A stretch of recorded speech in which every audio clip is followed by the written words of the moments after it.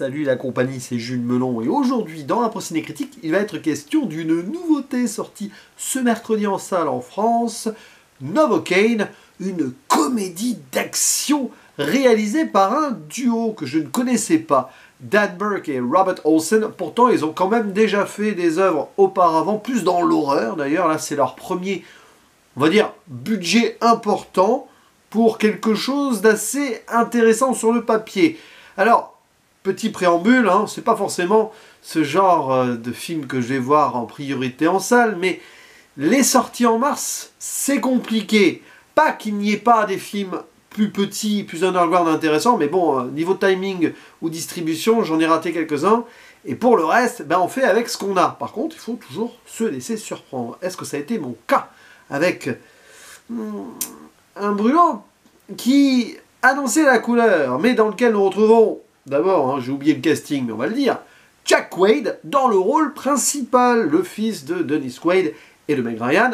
Et à ses côtés d'ailleurs, pour interpréter le méchant, nous avons un autre fils d'eux, Ray Nicholson. Bon, hein, je ne vais pas vous dire qui est le père, mais le second rôle principal, féminin, est tenu par Amber Midthunder, qu'on a pu voir dans Prey notamment, sorte de film dans la saga Predator, préquel, oui, probablement, bref.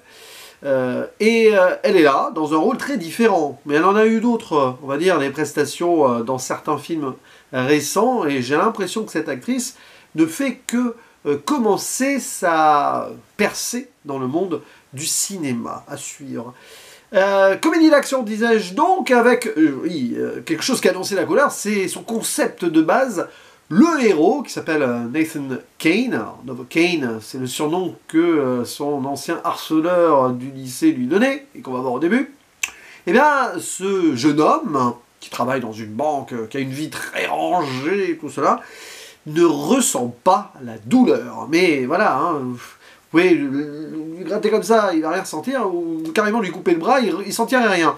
Alors, sur le papier, c'est un don, peut-être, hein, du moins pour ce qui va être son love interest, hein, Sherry qui travaille avec lui à la banque, ce serait un super-héros, sauf que non, c'est plus qu'une malédiction, et c'est surtout un désordre génétique, plus qu'une maladie, qui existe en vrai. C'est-à-dire qu'il y a des gens dans le monde qui ne ressentent pas la douleur, et qui du coup doivent faire très attention, parce que si tu ne sens pas la douleur, nerveusement, ça te signifie le danger.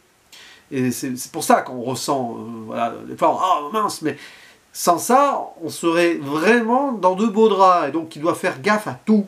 Là, chez lui, par exemple, il ne faut pas qu'il se cogne, parce que si jamais il saigne et qu'il ne s'en rend pas compte, parce qu'il n'a pas senti l'urgence par son absence, on va dire, de terminaison nerveuse à ce niveau-là, j'y connais rien, hein, j'y plaide des bêtises, hein, mais en gros, il pourrait mourir bêtement, en fait, et même sur la nourriture, il est obligé de faire gaffe.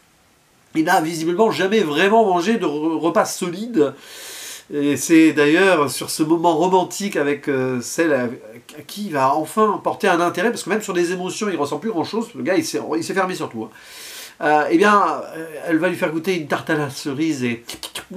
Ah, Cherry Pie, tiens, ça va rappeler Twin Peaks.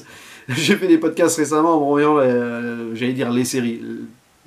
La série originelle et sa suite Twin Peaks The Return, et j'ai pensé directement à ça. Je suis matrixé par Twin Peaks. Non, mais bref, restons là, parce qu'il n'y a pas d'autre du tout point commun à faire. Et bon, bah oui, il va ressentir des émotions, si ce n'est pas encore la douleur, parce qu'il va y avoir un twist là-dessus, hein, bon. Et à un moment, alors qu'il s'intéresse à elle, il va y avoir un hold-up dans cette banque. Et elle va être enlevée, kidnappée, donc il va s'en sortir, lui, et voir un flic blessé, il va prendre son arme et partir à la poursuite seul et des ravisseurs. Il se dit, bah, quitte à ne pas ressentir la douleur, je vais peut-être prendre des risques. Mais bon, il n'est pas immortel et il n'a pas de pouvoir, le gars, donc vous pouvez imaginer dans quel danger il se met. Et il se met de toute façon dans un vrai danger, quoi qu'il arrive. Et voilà, ça dure 1h40, 50 à peu près, avec le générique. Je suis allé le voir parce que j'avais envie de tester le renouveau du cinéma d'action, ou pas renouveau, dans ce style-là, parce qu'il y en a certains que j'avais appréciés récemment. Alors, les du John Wick, oui, même si, avec le recul, bon, j'ai quand même pris plaisir devant la plupart d'entre eux en salle, et j'ai fait des vidéos, enfin, surtout le 3 et le 4 en salle, hein, parce que le 1 et le 2, je les avais vus avant, en rattrapage. Ça va, c'est bien, enfin, il y a cette idée derrière, et une ambiance, une atmosphère. autrement, mais on l'avait comparé à John Wick. Nous avions Nobody, avec, j'ai oublié son nom, Bob Odenkirk, voilà, l'acteur de Better Call Saul. Et l'année dernière, mais alors pas du tout dans le circuit hollywoodien, on avait le très bon Monkey Man, qui avait un très bon fond social, etc., sur l'Inde. Là, voilà, je me suis dit, on va tenter quelque chose. Est-ce que ça lorgne sur le film de super-héros? Ça pourrait être comics par moment. La mise en scène pourrait être dans cette mouvance-là parfois, parce qu'il y a des mouvements de caméra et tout. Vous avez eu le trailer peut-être. Est-ce que pour autant c'est un indispensable? Je vais te dire oui et non. On passe un bon moment devant. Voilà, je suis ressorti de là, j'ai passé un instant de cinéma fort sympathique. Ça ne va pas plus loin, c'est du divertissement. Bon, il faut savoir l'accepter et voilà, ça fait du bien hein, aussi de temps en temps. Après, derrière, évidemment, il tourne un peu en rond, hein, ce métrage, sur son concept, sur bon, un scénario qui est comme il est, c'est pas dramatique. Hein, on va pas voir un film pour un scénario, de toute façon. On anticipe quelques retournements, quelques évolutions.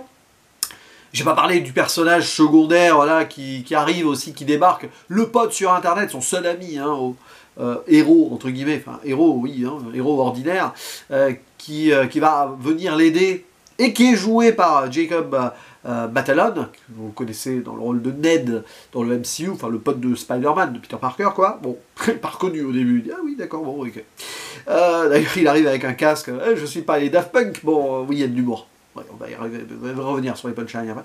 Mais oui, ouais, il y a une petite idée de redondance, mais les scènes d'action qu'on voit là sont faites avec sincérité et envie. Tu sens que ça veut rendre hommage à un certain cinéma d'antan quand même. Il y a un petit côté old school.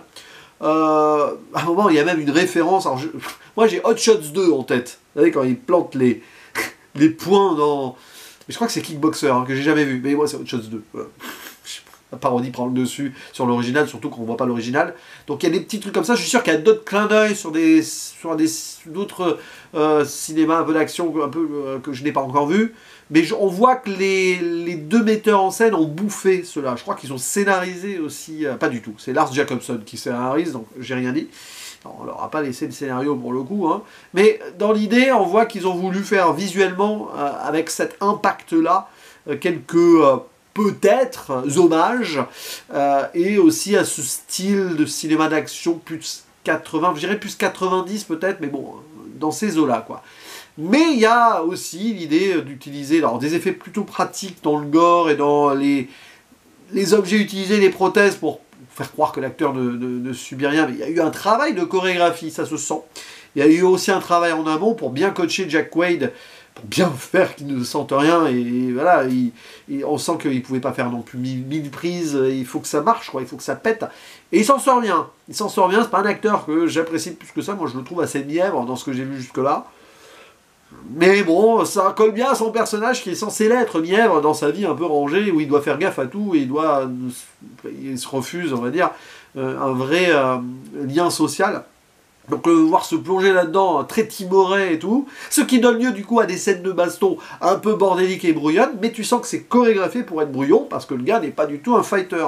C'est-à-dire qu'il utilise donc son manque de douleur pour prendre des objets très chauds dans une cuisine par exemple, pour, voilà, et du coup l'autre il va taper dedans en mode ah ben non mais il va avoir froid, lui il va avoir chaud quoi. Vous voyez, il va réussir à utiliser ça, et à certains moments ça en est drôle, hein. Ça en est drôle. Il y a des scènes, alors ça c'est une scène dans la cuisine avec le frangin, et puis il y a un frangin, un des braqueurs, et il y a le frangin de ces braqueurs, ouais, bon, c'est compliqué, de toute façon les méchants c'est des méchants, hein, ils braquent des banques, hein. Mais c'est pas le leader. Donc le frangin, oui, chez qui il va, qui a placé des pièges, ben oui, tout le monde met une arbalète sous son évier, bien évidemment. Du coup il se reçoit des trucs, des sortes de boules avec des pics dans le dos, et là, ah, oups. Ça c'est amusant, c'est amusant. Et un petit côté impassible comme ça, comme on a pu voir dans John Wick finalement, hein, directement. J'ai pensé à Equilibrium aussi, ce film dystopique du début des années 2000 que j'aime bien, même s'il pompe beaucoup de choses, et qui ne devait pas laisser passer les émotions. Il ressentait des trucs, mais techniquement, il ne devait rien montrer, donc ça se battait en mode très flegmatique, quoi. Mais il y a des bonnes scènes là-dessus qui évidemment sont amusantes dans la maladresse qui est inhérente au personnage principal, et du coup au fait qu'à un moment il doit faire semblant sur des tortures et tout.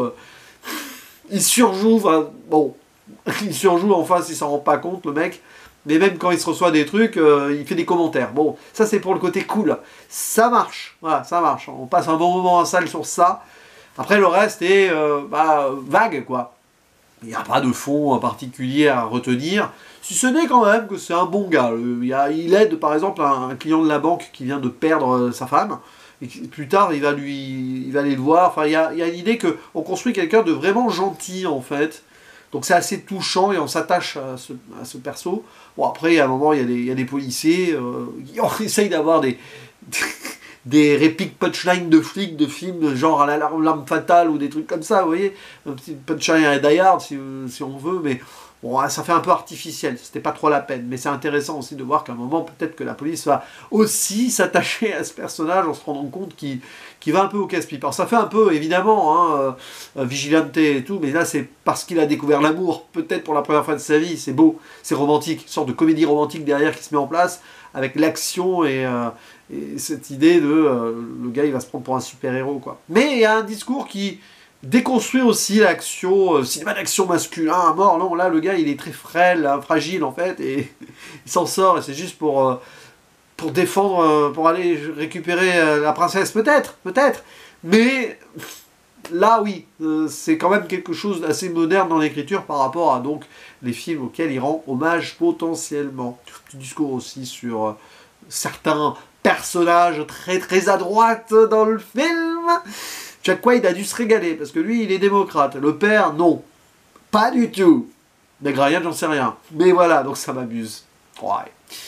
Il y a un petit discours sur cette Amérique où ça peut aller très loin, y compris dans une extrême droite historique. Mais bon, hein, pareil qu'après on se rend plus compte.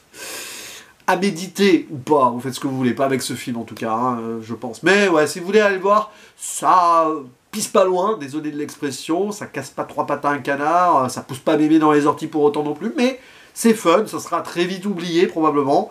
Mais j'ai envie d'être positif dessus, comme je l'avais été à l'époque sur Nobody, hein, que j'ai jamais revu. J'aimerais revoir quand même. Mais voilà, c'est un petit cinéma d'action qui fait du bien par où ça passe en plein milieu d'une semaine, des moments où, voilà, où on travaille, on est fatigué, ben ça fait, c'est cool. Voilà, c'est cool. Je ne sais pas si je verrai une deuxième nouveauté dans la semaine, hein, vous verrez, parce que je me tâte selon les horaires, selon les possibilités. Je faisais une remarque d'ailleurs en privé à quelqu'un il y a pas longtemps, alors pas en privé, mais en public sur Twitter. C'est vrai que j'ai vu très peu de films français cette année en salle, par manque d'envie, par manque de timing, ou ceux que je voulais voir n'étaient pas distribués. Ça m'agace un peu, mais promis, je ferai les efforts, au moins pour les rattrapages d'ici quelques mois, bien sûr, parce que je crois que j'ai raté quelques petites pépites.